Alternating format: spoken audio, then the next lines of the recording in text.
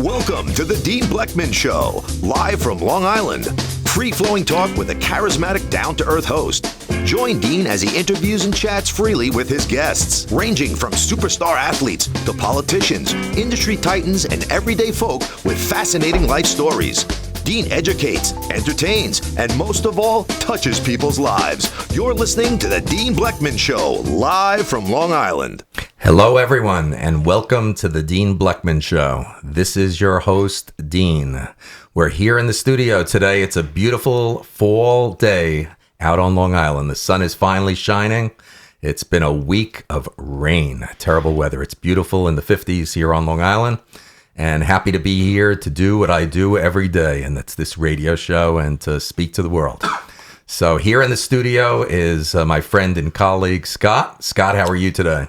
I'm doing great, Dean. Thank you. Good, good. How's the crumb cake that you're eating that Sharon brought in? Delicious. Always good. A change of muffins and crumb cake. I like the selection.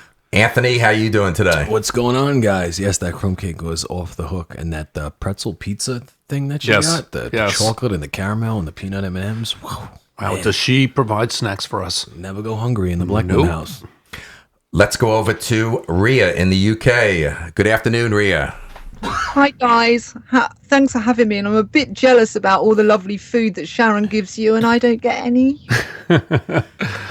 You know, I want to wish Scott and my audience Lashana Tova a happy and a healthy new year, lots of good health and happiness, and we sure need peace in this world.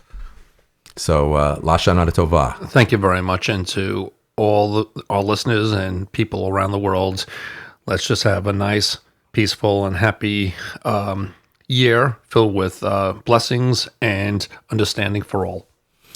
You know, every day is an experience for me, and today was one of those mornings that, you know, my routine is not as much going to Starbucks anymore as I used to, because after 3 decades of being head of sales for Twin Lab, and all the talking I did every day with my job, and then many times at Starbucks in the morning right here in Setauket, that I've got to protect my voice and stay healthy for doing this show. So, but today was one of those mornings. I headed over to Starbucks very early, and one of my stories is, as I was pulling up into my driveway, I saw my neighbor across the street.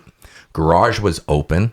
And here was the sight of a motorcycle that I saw in his garage. And my neighbor has to be at least 10 years older than me.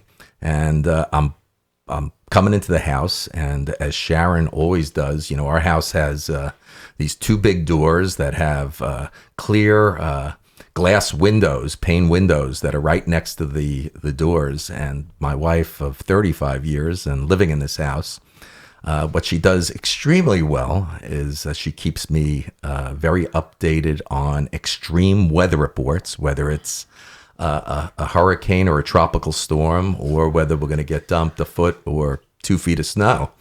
But a lot of times she keeps me up to date with the neighbors. So the first thing as I came in from Starbucks that she said to me, Sharon, is I think our neighbor across the street is having a midlife crisis. So I said I saw the motorcycle, and we're fortunate that here in the suburbs of Long Island, in Setauket where I live, that our development is like 7 or 8 cul-de-sacs. And these cul-de-sacs, in my cul-de-sac, I'm one of 4 surrounding houses. And it was always a great place to raise our children, teach them how to ride bicycles. But now we're looking at motorcycles. So what's unique about my development also is that, you know, I'm not someone that likes to yenta or schmooze with my neighbors. It's more of a, you know, quick hello, a wave, how you doing, and come back into my house. But this was so extreme to see the sight of this motorcycle that I think I haven't spoken to this neighbor in 10 years, that I was so compelled to walk across the street, walk across to his house, headed to his garage. And next thing you know is he came out and I said, is this yours? He said, yes. I said, when did you think about getting a motorcycle? He said, about a month ago. So I was just blown. A beautiful Harley Davidson. He said he used to, Scott, I think you could appreciate this. You used to pilot planes. He said his last hobby was being a pilot. Yeah, and planes are, I hate to say, much safer than motorcycling. So next thing you saw was he had a couple of his buddies, just like my kids when they were growing up, teaching them how to ride a bicycle. You saw them circling the cul-de-sac, practicing their motorcycles. It was really a sight to be seen. I'm jealous. It sounds like a lot of fun. I really would like to do that. So I assume that one day he's going to try to talk me into it. I think probably get into motorcycles. Definitely, and I'll ride with you. But other than that, Sharon keeps me up to date with what's going on with neighbors. Fortunately, my one of my next door neighbors, since I've lived here, happens to be my doctor, so that's very healthy. That I've got my doctor living right next to me in case anything comes up. And he's one of the greatest guys in the world I've ever met in my life, besides being a great doctor. Is he a psychologist or an internist? It depends on the doctor, Dean. He's an internist. Okay, I would have preferred the other side, but that's okay. The other experience that I experienced this morning happens to be with one of my colleagues and friends right here, part of the show, is, I was up at 6 a.m. And I know that we spent a lot of hours yesterday testing, incorporating, going to video with the Dean Blechman show. And I'm very excited about that shortly our show will be on video as well.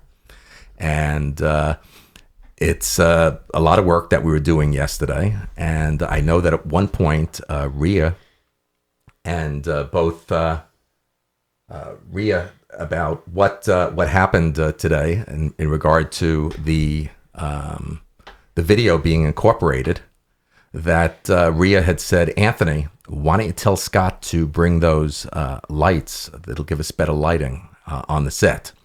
So I know that you text Scott to bring that today. Yeah. So 6 o'clock in the morning, I look over to my phone and the first email I get is from Scott Morrell.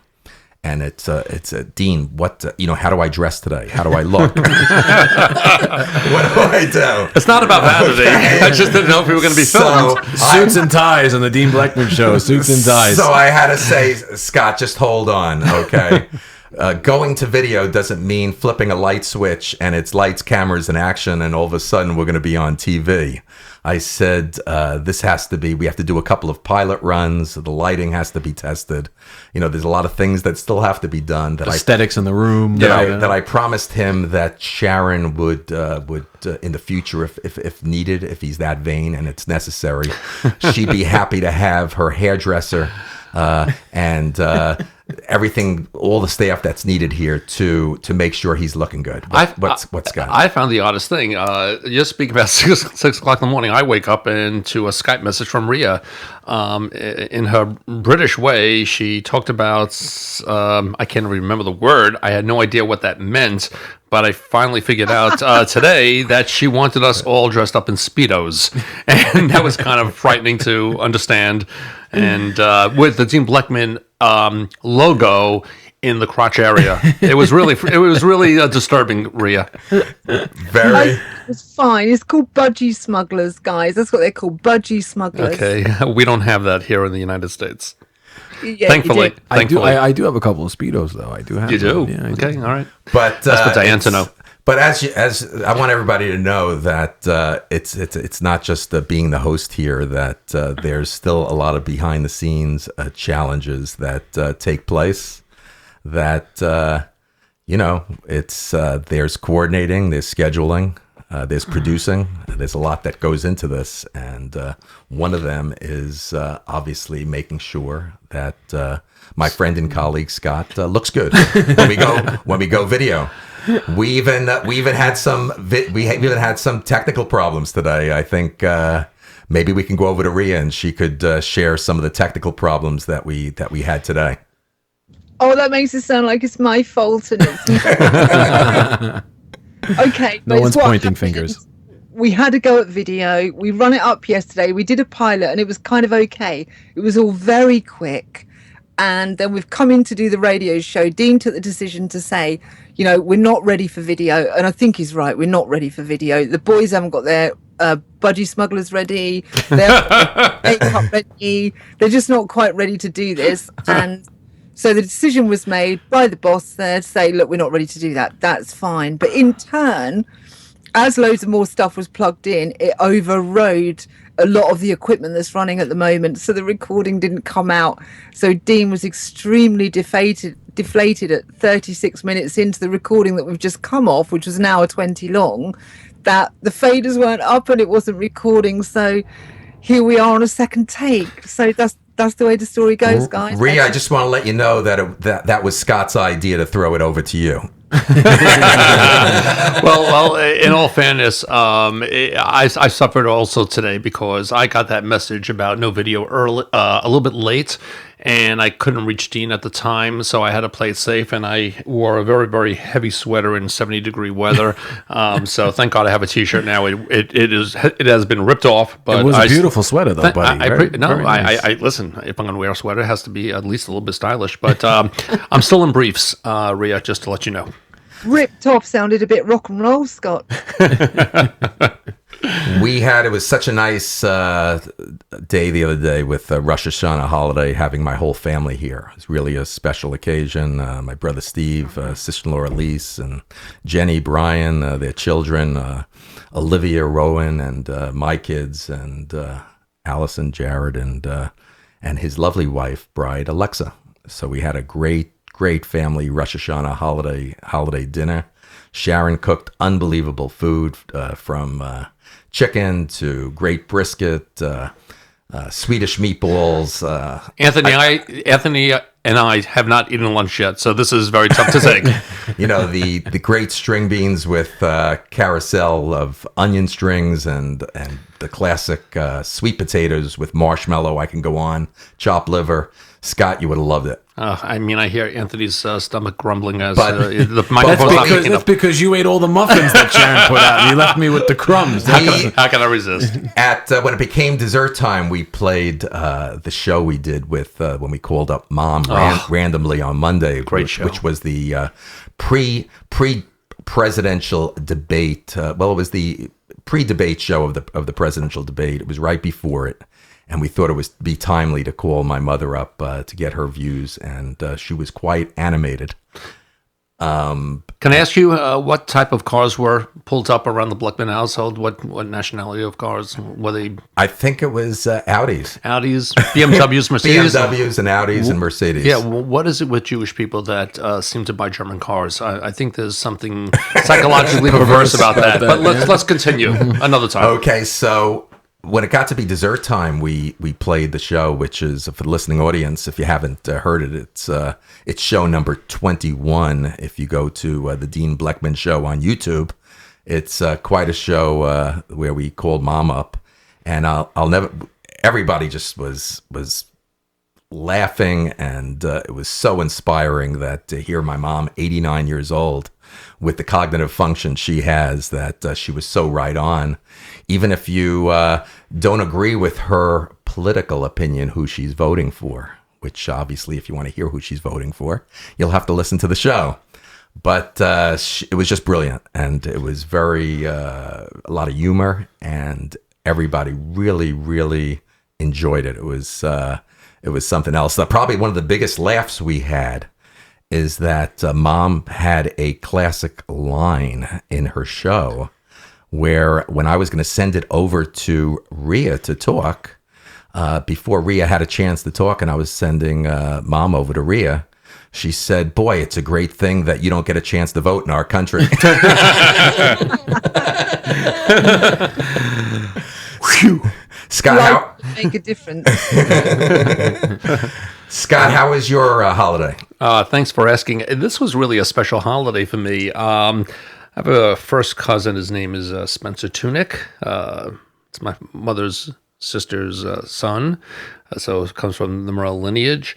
And he's probably one of the world's most famous photographic artists. He does nude art, but not pornography, of course. He assembles tens of thousands of people at the crack of dawn in the most interesting places in the world. They strip of all different shapes and sizes, and the bodies are used as contour and color for the most amazing pictures you will ever see. I cannot tell you how proud I am of his work and his creative intelligence. We also had his lovely wife, Chrissy, who is also an artist in her own right and very intellectually smart from a point of view of social science and environment and making the world a better place. We had just a wonderful conversation. They brought their two daughters. I'm not going to mention the names on the air because they're young, but they were 9 and 11. They enjoyed playing with my daughters. I could say that. It's Brooke, who's 14. Hi, Brooke. And 12. You little rascal. Jade, who's 12. And we just had a great time. And then at the end of the day, I would hope maybe we could be so honored to have both of them possibly partake in our radio show, even if they can't get it here. They have a very busy schedule. They'll be in Bogota and Israel and so forth. Maybe they could spend a half an hour of their time, and I'd like to have both of them. They're just incredible people, and I'm so looking forward to expanding my relationships with them. Scott, it would be an honor if Spencer Tunick was to be able to take time to be on the show. It would be, he is legendary. World renowned. The only thing I want to ask you is now that we're going to be going to video as well, besides audio on this show, is it going to be okay if we do a nude take here in the studio as well? He has this creative eye. So if he sees you in a certain kind of light and with his X-ray vision, he says, "Dean, okay, this is where I'm positioning you. Close off." Anyway, no, he is such a humble person for the notoriety that he has and the accomplishments that he has received. A relaxing talker, a person that wants to understand things. He's just a very impressive person, and I'm sure we'll make him feel comfortable. And I would hope that he would grace us with a few minutes of his time. Scott, if anyone wants to take a look at Spencer and his work, what do they go to? Well, he has a website. I believe it's www.spencertunick.com. You could always Google him. You will see there's a Wikipedia page on him, and you go to images and you'll see all his fascinating images all over the world. They're breathtaking. And again, it's an art that no one has thought of. So he is a one of a kind. I believe that he's going to be one day the next Andy Warhol. That's just my belief. That's how creative he is. I want to thank you again, besides all the great work that you do for the show, that, all these interesting people that bringing them to the show. And the most recent one, if people haven't listened to the show, was your nephew, Patrick Kipson, who 16 years old, right off the U.S. Open recently in New York. You were able to bring Patrick. We did a great show with him right from the U.S. Open, played in the juniors, and probably we look at it, if Patrick stays healthy and trains hard enough, they're already talking about him being the next Agassi, McEnroe, and Connors all wrapped up in one. So I just keep getting so much emails and messages coming in how fascinating the show with Patrick Kipson was. And what's great about Patrick Kipson is he has a humility to him. He's very good looking. He's very talented. He's young. He's an up and coming star. Everyone wants to endorse him. The girls want to, get photographs. He is, have him sign their tennis balls. And you don't see this anymore in the sports world. You see these sports stars that think they're bigger and better than anyone. And I think we could look to him as an example of how future sports celebrities can be. Rhea, going over to you, are you familiar with Spencer? I am familiar with Spencer. He visited England not long ago, didn't he? I saw the photographs. They are very good, Dean. Rhea, the photograph that he spoke to me during the dinner that you might have seen was the one when everyone was painted in blue and green. Is that the one you're referring to? Yeah. Well, I took an interest since I knew. Well, we spoke about it some time ago, but he did one up north in England, didn't he? Yes. So yes is the answer. Yes. Great. Did you enjoy his type of art? It did. I'm looking at it, thinking, do you know what? I've never seen anything like that before. And that's what I think makes him so creative and a genius. He looks at things a different way that we don't. Yeah, for sure. No, a very creative guy. And I saw some pictures of him as well, kind of on set. And you can see that humility, Scott. Yes, exactly. He's just soft and nice, and he represents what the world should be. And Chrissy also, it's just so nice. Really felt good. I look forward to meeting Spencer, and I think he'd be a inspiration, educational, and just a unbelievable guest. Well, I'm gonna call him later and tell him to listen to the show. Great. Scott and Rhea, and maybe Scott, you might appreciate. Both of you know that I have a tremendous passion as a fan of sports and all sports. But when it gets to this time of year, the fall, and baseball is a special time right now. You get into the postseason, the playoffs. If people ask me about sports, who my favorite teams are, everybody's my favorite team. Obviously, growing up here in New York, as a young kid, the New York Mets were a special team for me. I love the Yankees, but kind of went with the underdog. The Yankees have won 27 world championships, and I felt, when I was a little kid, go along with the New York Mets. And the Mets have only won 2. Yeah, and I even idolized back in those days their legendary pitcher, Hall of Famer Tom Seaver. Of course. Back in those days. So I think I once told a story that I even stayed home back in those days, 1969. The World Series were only played during the day. And it's amazing how well I faked to my mother that I had a fever and I was sick. Absolutely. And I was able to watch the 1969. I got a chance to watch the Miracle Mets. That's wonderful. Win that World Series. But there are many sports stories that are current that we could talk about. Sure. But there's really 2 that really, really inspire and that really come to the top. And obviously, hosting this radio show, putting it together, really broadcasting.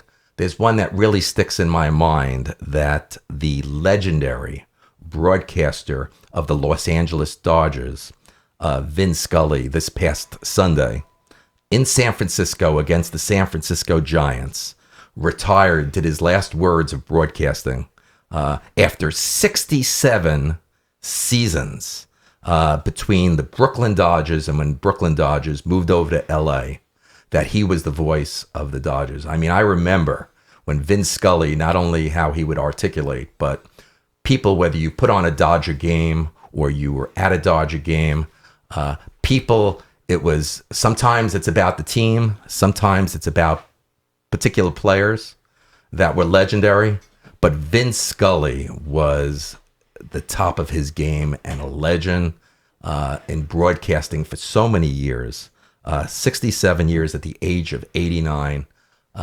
He is just to me, just an inspiring, great story individual about something that he just naturally excelled in. By himself. I mean, I look at others, Scott and Rhea, in that class myself. You might have a few of your own, but after Vin Scully, I think of that really touched me, that were great broadcasters, Marv Albert and Howard Cosell. Yeah. My memories of Vin Scully is he was able to bring you to the game through his voice. He visualized the game. He put you in a reality that you saw what was happening. He had an even pace. He didn't interrupt. He wasn't too fast. He made you feel that he was your friend. And when he said goodbye at that San Francisco game, the last game of the year, he was so humble. and so touching that he thanked his audience to have all these friends rather than the other way around. And it just brings back, it harkens back on the days of class, where we don't have that as much in our sports and in our celebrity status. When you talk about legendary sportscasters, Dean, I would have to agree. Marv Albert. Boy, does he make a basketball game sound exciting! And there's a shot from the hoop, and swoosh! Basketball and hockey. Yeah, of course. And then there's how it goes sell on Monday Night Football. That voice, that nice, arrogant sarcasm, a little bit of a metaphor and I guess an oxymoron to put those words together. But the entertainment value he provided, and I would just add one more person, the legendary Harry Carey from the Chicago Cubs. Wow. Now let's go over to Rhea. Rhea, we're talking about a legendary broadcaster for 67 seasons. He's 89. Legendary. Obviously, the big major sports here: baseball, basketball, hockey, and football. I mean, how about with soccer over there in Europe? Are there any broadcasters that really fit, legendary status, like with what we're talking about, Vince Scully? I can see these guys are very iconic and they've touched you guys. You have to remember, I'm from a very different culture from yours, and I'm not particularly sporty either. But there is one person that I can think of that you're dropping names, I don't know who they are. And we have a guy that's then from Formula One, and his name was Murray Walker. And he was loved and touched people, and I think he's of a similar age, actually, to those kind of guys. But the soccer thing, I know very little about it, is turned into a money bureaucracy, billion-dollar transfers and all that kind of thing. But I'm touched to listen to you guys speak about these people in your world with such passion, Dean. Yeah, well, soccer is so big in Europe that obviously I'm not in touch with soccer, worldly as much as the four American sports of the NBA, basketball, Major League Baseball, MLB, the NHL, National Hockey League, and the NFL. Well, it's kind of interesting. Americans think they're so knowledgeable with sports, and we are the biggest and greatest of everything. Football is the number one American sport right now. Baseball is America's pastime. Hockey's exciting. Basketball is exciting. But frankly, they are a pebble to international football, which we call soccer. And it should bring us into a state of a little bit of humility that we're the ones from the outside looking in, and we should understand that we don't own the sports world. In fact, we are a minority of the sports world, and it's just something that I wanted to bring out. I want to know what Rhea's thoughts are about that. I just think it's a cultural thing, and people should watch and do what they love to do. And in your world, it's those things, isn't it? And over here, football is enormous, or soccer is enormous. But I'm so not the person to speak about soccer. Okay. Rugby, yes. Rugby's kind of cool, but which is like I don't know what you call. What's your equivalent to rugby? I think it's lacrosse. You think it would be? No. What's the one where you chuck the kind of oval-shaped ball? Is that football? Yes. Why do you call it football when you use your hands? That's a good question. That's a good question, Rhea. That's football really describes soccer. That's a great question. Can't answer. Hey, I wasn't meant to catch anybody out. I'm just curious. That's why I'm confused, I think. Because in football, you use your hands and your feet. You use both. You could kick for a field goal and a punt, and you could throw the ball, and you could run with the ball. I don't know. Good one. I don't know either. But we have rugby. It's sort of the equivalence, as it were. So besides Vince Scully being the big story this week for me, another story as we go into the baseball playoff series and is the Chicago Cubs, Scott and Rhea. Yep. This, it's quite a story. The Cubs, they They are the biggest, they had the best record in baseball regular season this year, and the Cubs are just baseball's big phenomenon, big draw. The Cubs have had a curse forever. They have not won a World Series in 108 years. For 71 years, they have not gotten to the World Series. That they have been looked at as the sports team that is filled with a lifetime of disappointment. I mean, I live here in New York. I love our New York sports teams, but Chicago is a fabulous city, a great sports town, and I'm really pulling for the Cubs. They got a great team. They were tough loss against our New York Mets last year. They were, I think, swept in the National League Championship. I'm still crying over that one. And still to even get painful, that was pretty close to me. A friend of mine being the manager at that time of the Cubs, Dusty Baker, great guy, great manager. I still remember that night in 2003 when there were only 5 outs from winning the World Series, and a Chicago resident by the name of Steve Bartman that became famous, that high foul ball came over to the left field side. And I remember the outfielder at that time was Moises Alou. He came over to the railing with his glove, reaching over to catch that ball. And the person that caught it was not Alou, it was Steve Bartman. And he became famous and public enemy number 1 in Chicago. And after that, the inning unraveled, and the rest is history. The Cubs never won the World Series. Yeah, well, there was another example, I don't know if you remember, Dean, with the Boston Red Sox and the New York Yankees, and someone reached out to grab a home run, and I think that changed everything. And that was when the Boston Red Sox had their decades curse of not winning the World Series. And I think we're at a time that curses are now going away. The Red Sox have won a number of World Series. The Cleveland Cavaliers with LeBron James has just won their first championship in that city. So if I was a betting man, and I love sports and I love baseball, I am a diehard Met fan, I'm going to break the thought process of a curse. They are a great team. It'll be an upset if they lose, and I really expect this to be the magical year for the Cubs. Unfortunately for my Mets, but that's why they play baseball.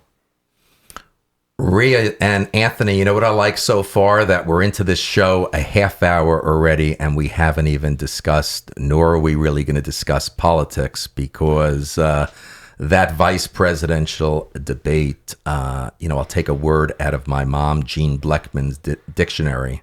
I could vomit.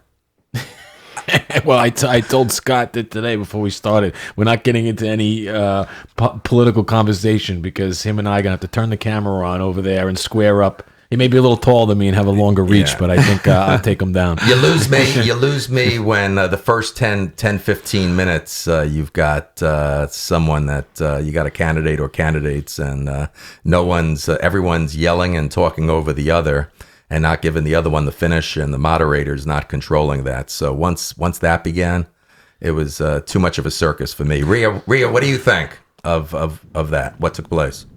I think it's like a gift that just keeps giving me. That's the problem. This is more about reality TV than policy, and I think the best thing will happen is that we should all make it past November 9th, and this political junk season will be over, because it's really embarrassing. But that's enough with politics. I want to bring up 2 little world points that was a little bit disturbing to me. One, of course, is not that disturbing. ICANN has just taken over. It's a California-based multinational company that was developed 20 years ago to take over the domains, the .coms, .net, .orgs of all of our websites. And it's a conglomeration of multinational corporations, nonprofit, governments, and the tech companies are even for this. And Ted Cruz tried to petition Congress to stop this. He went to a federal appeals court. He lost, and it is going through. And as of, I think, yesterday or the day before, the United States does not solely control the internet, and I don't think they should. I think that's a little bit of arrogance. The internet is a democratic platform, and I don't think any one country should control it. But there are safeguards. What I think they should have done is two things. In 2019 is when it had to be implemented. It was a 20-year plan, and so they implemented it 2 years earlier. What I would have done is, if I would have started it, I would have made sure that if there were any shenanigans with holding free speech, the United States had the right to revoke it. And the second thing, I would have done a trial basis. We have 2 years. Why give away the whole ball of wax right away? So I don't think it's going to affect anything. Right now, if North Korea doesn't want their people to listen to CNN, they just don't allow that to come in. We're not talking about IP addresses. We're talking about .com. It's almost like a person or your name. And I don't really see the damage that's going to be done. There's a lot of safeguards, and I think at the end of the day, it was the right thing to do. And finally, the last thing I just wanted to mention is it was very critical. Just on September 16th, we passed 400 parts per million of CO2 in our atmosphere, which is a major milestone in the history of the world's climate.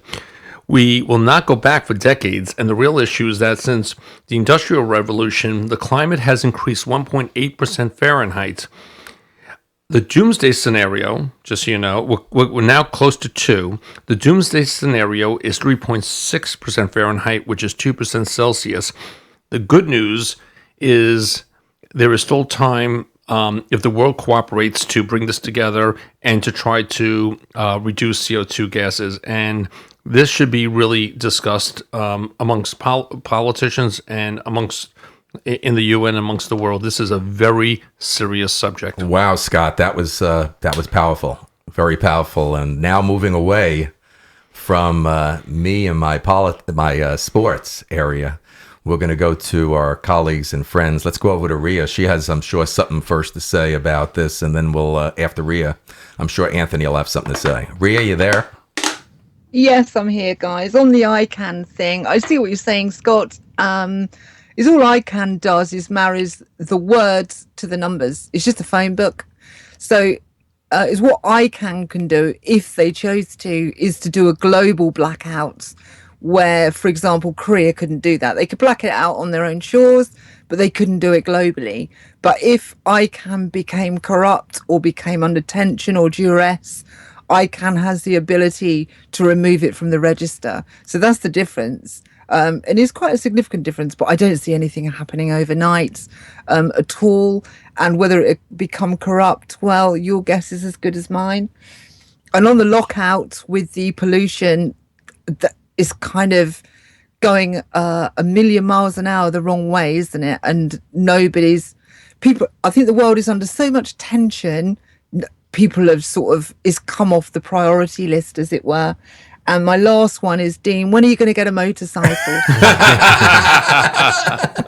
What I want to know is, Rhea, there's no question about it that my neighbor is probably listening to this show right now. Will you wear a do-rag also? Some headscarf or something motorcycle looking? I don't know yet. Okay. I've never. Look at him, the studded leather jacket. Yes, he yes. looks good. Scott, you're asking me a question that I don't do. I've never bought any piece of clothing in my life over the last 35 well, years. on this particular part, you're going to have to address that with Sharon. I know. I don't think Sharon she buys and dresses. The way I'm looking at it, I don't think Sharon's going to think like Anthony and I. So you're going to have to give it to Anthony and I, because we have our own image of how we want you to look.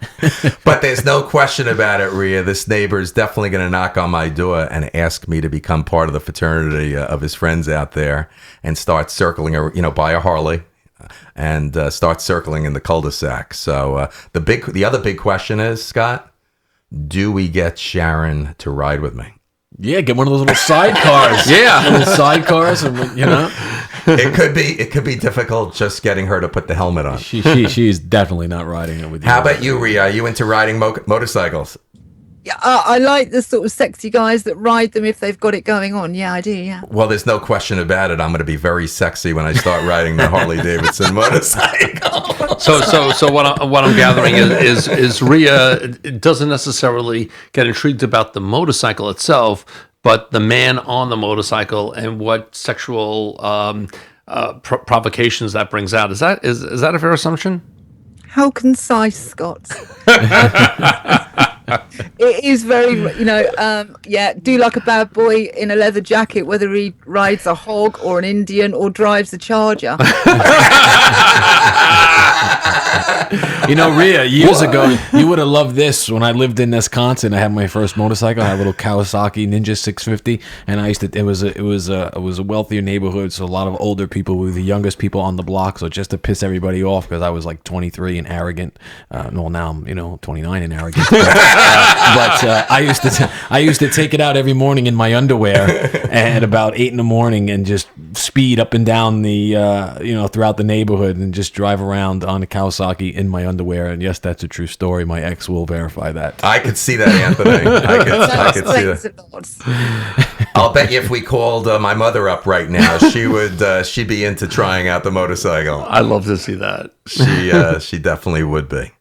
But, I see, switching topics, I see that there is a major storm brewing right now. And, just devastating Haiti. It's on its way to the Bahamas. Scott, I know that you've got philosophical differences or feelings about this weatherman profession that you and I have discussed over the past couple of months, how you feel about weathermen and their job, how they do it. Yes. So I'm gonna go over to you, but there's a major store. As I said, my wife, what she does is she's already standing at the door telling me, should we start buying batteries? Should we start buying food? It's no different than when we get into the winter here when the snow starts falling. When the first inch falls. Yep. It's already panic time. She's panicking. Yes. So she's already bringing up that we got to batten down the hatch, all the furniture in the back, everything. So I'm gonna go over to you because I know you've got your own personal feelings about the weather and how it's reported. Let me alleviate Sharon's concern. The European forecast and the USA forecast has it moving off the North Carolina coast, and we're saved in the Northeast. This is my thought about hurricanes. It's kind of perverse and it's disturbing. Hurricanes are really destructive. This is a 125 mile per hour disaster. It went through Haiti. There's a lot of damage. It's going through the Bahamas, and now Miami and not St.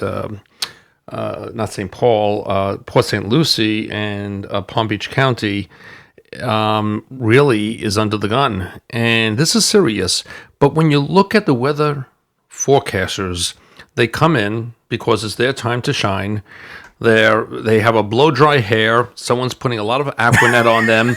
They pull up their sleeves as if they were getting down in the dirt. It's all for show. And then what they do is they root for the storm to hit. Take a look at their, okay, you know what? It's going this way, but we think it's going left and it's going to hit Miami rather than, we think it's going to completely miss. No, what they say is, it looked like it was going to hit, but it looks like it's going to go out to sea. Well, that's kind of odd. Don't you want to save life and property? These people actually root for the hurricane to hit. And I mean, it's self-evident. Just watch them. They get excited because now they have a level of self-importance. What a weird thing to root for. Destruction, Scott, so they're on the air. Scott, do you notice that when they report wrong weather, it's a profession and a job that no one loses their job over over reporting wrong weather? Well, here's a great thing. So Al Roker on NBC Today was on... today's Wednesday, on Monday, and there was a debate which forecast to look at, the USA model or the European model. And then Matt Lauer, the European had it going out to sea after the Carolinas. The USA model had it going right up to New York. So Matt Lauer said, which one do you want to take? And it says, it's hard. This is what Al Roker said, it's hard, but, European models have always been right, but the USA models, they've got new equipment and so forth. So, you know what? I'm going to go with the USA model. Could not be more off. So someone should call him on that. It's a good point, Dean. Great point. Great point. So on that note, Anthony, what do you think of weathermen? I mean, listen, I don't even need to look at the weather, the news. I don't need to look at the app. Half the time they're always wrong. I could feel it. I know I have enough metal in my body to be the next Marvel comic book character.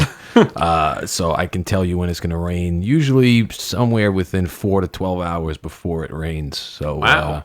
yeah, I can feel it. You have a sixth sense. I didn't know that. No, I have 2 rods, 4 screws, and 2 cages in my spine. But I'll tell you. Sixth Sense does make it sound pretty cool, though. Right, it does.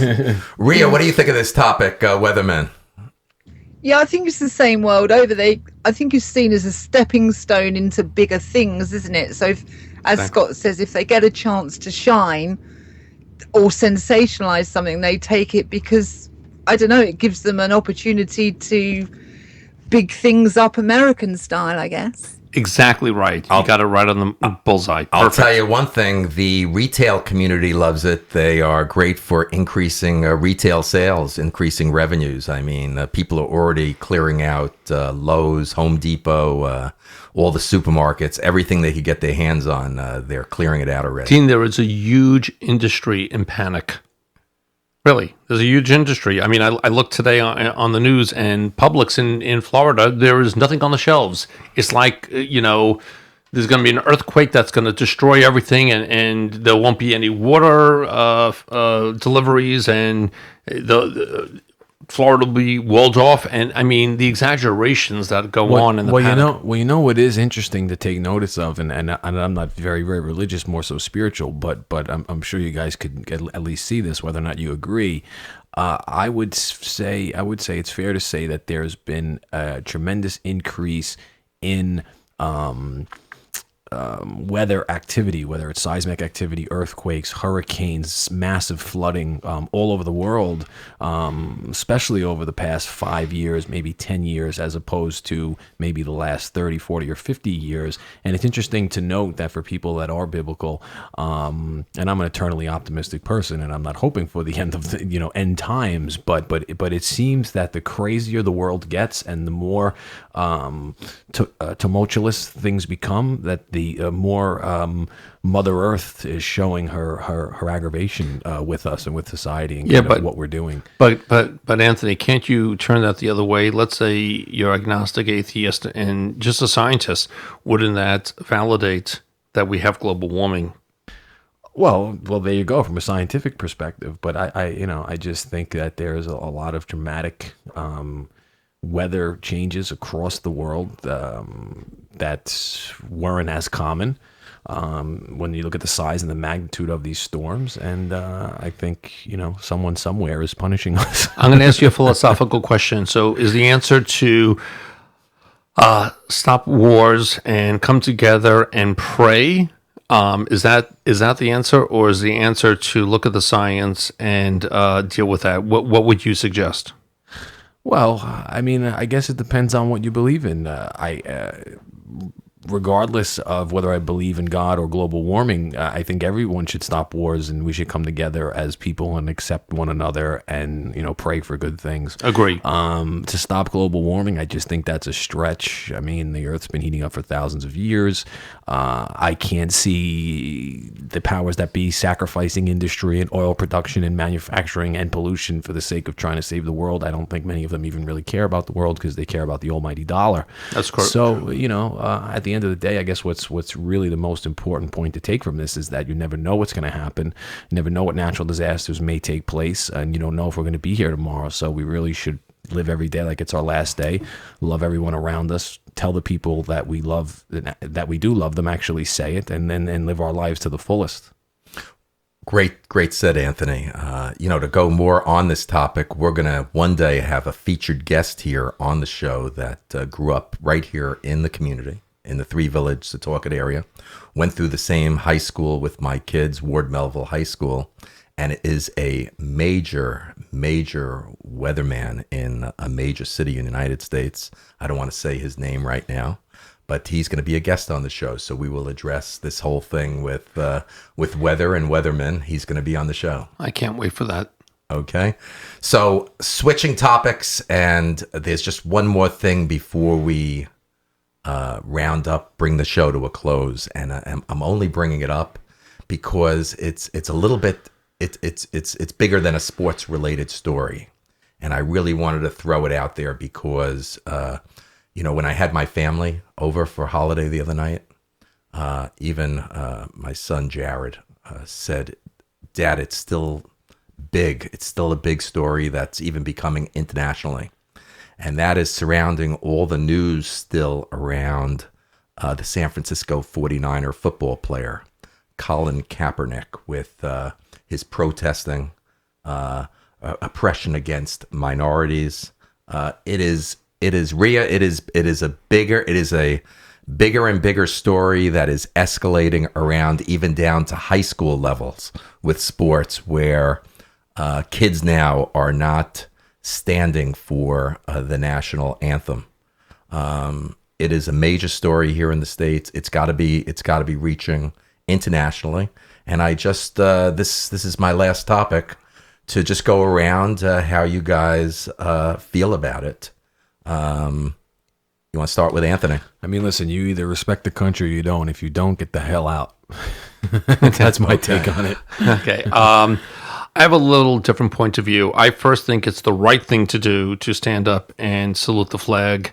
We are all Americans, and we believe in the ideals of our Constitution, our democracy, and we should all be coming together. On the other hand, it is a fundamental right that we died for, to protect freedom of speech. That is a freedom of speech, and sometimes speech could be ugly, but if we had an arbiter, that would be even worse. So I can understand they have the right to do it. I just don't think it's right. So I would err on the side of Anthony. Love to know Ria's thought about that. Ria, you there? Yeah, no, I'm here. No, totally, I'm here. What are my thoughts? I mean, an outsider looking in is freedom of speech. I would sooner see a marketplace of free ideas rather than censorship. Maybe you could use it or see it as a measure of unexpressed discontent, where people are choosing to rock the boat, as it were, because they're unhappy one way or the other. And I just have to add, too, that, by not saluting the flag, what you're really doing is you're disrespecting all the men and women that have gave their lives to this country, whether you believe in war or not, from the day we declared our independence back in 1776 all the way up until now in the Middle East, by not saluting the flag and paying homage to the country. I mean, listen, there's a lot of problems in this country, but really what you're doing is not protesting those problems. In my eyes, you're disrespecting the people that gave their lives to defend our country and to defend our ability to be able to wave that flag over our free land. And I really agree with you, Anthony, on that point. I believe they have the right to do it. I don't think it's right. So I will agree with Anthony on that. After hearing all of you, I'll express my feelings and comments, and a lot of it has to, I agree with Scott. I feel that everyone in America has a right to protest. My issue with this topic is how you do it and the platform you do it. And I still think we do have a lot of problems in this country. We do have a lot of problems in this country, but it's still a great country. And it's almost like waking up every day and brushing your teeth.